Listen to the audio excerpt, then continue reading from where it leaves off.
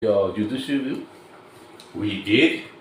In fact, we showed the figures that according to our calculations, the number of deaths, and don't forget, yeah, the government's narrative had always been vaccination will prevent serious illnesses and deaths.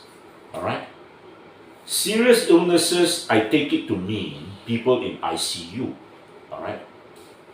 And you know, when Hui Hui and the 5 others launched the application, in Hui Hui's affidavit, we showed the figure.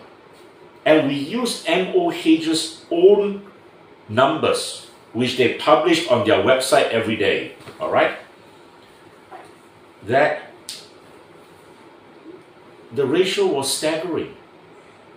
Number of deaths, the ratio was 4.7 to 1. That means the number of people dying having been fully vaccinated was 4.7 times that of unvaccinated. Right? Well, of course, MOH had their own data, whatever. The court didn't accept our arguments, okay? And not only that, when it came to another set of figures, I think this was serious illness, was it? I think it was ICU. All right? The figures were equally startling.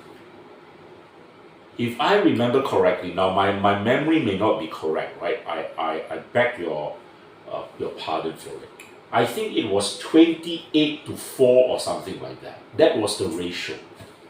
So again, the number of people in ICU being fully vaccinated was a lot more than people who were not vaccinated to the standard required to be considered fully vaccinated.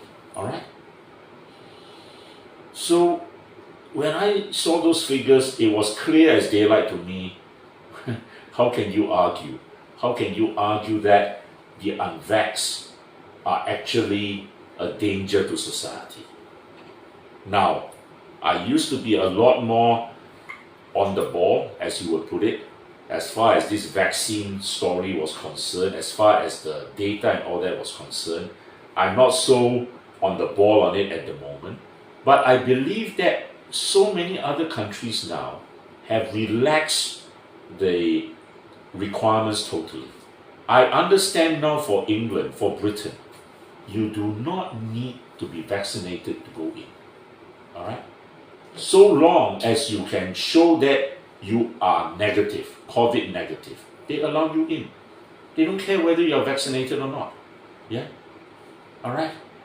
So, you know, I think there is no point in pretending.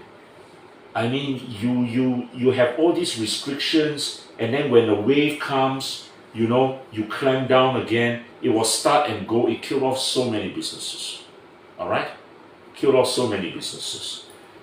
And I feel very, very sorry for those people who stood up to their principles, who refused to be vaccinated, like Hui Hui, and who lost their jobs as a result. I'm not saying that Hui Hui lost the job, but Hui Hui also was in fear of being prejudiced, because her argument was this: if I want to apply for a job, I won't get it, because which employer will want to employ someone who's unvaccinated because of what the government said they could do?